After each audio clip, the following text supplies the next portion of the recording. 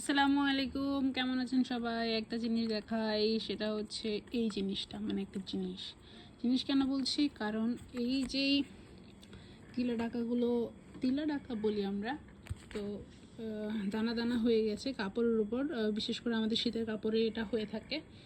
এই যেগুলো হয়েছে, অনেক সময় ঘাম বা বৃষ্টির পানি পড়ে কাপড়টা এরকম হয়ে যায়। শীতের কাপড়ে মোস্টলি হয়, বিশেষ করে উলের কাপড়গুলোতে।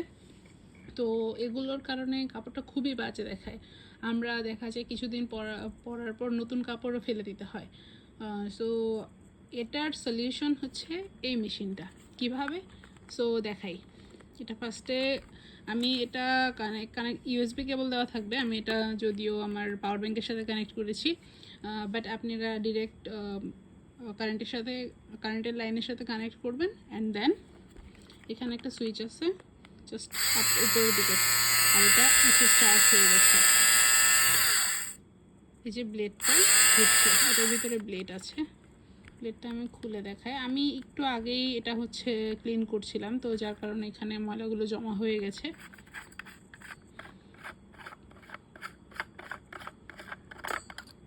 এই যে এটা হচ্ছে ব্লেড, এটা ঘুরবে। আর উপরে এই ঢাকনাটা এটা ঠিক করে লাগিয়ে দিব, যেহেতু আপনাদেরকে এটা আমি ইউজ করে দেখাবো। শেষ, আমার লাগানো হয়ে গেছে। So start. এখন এই যে অংশগুলো আমি জাস্ট রাব করবো, ক্লিন হয়ে যাচ্ছে। দেখতে পাচ্ছেন কি সুন্দর ক্লিন হয়ে গেছে।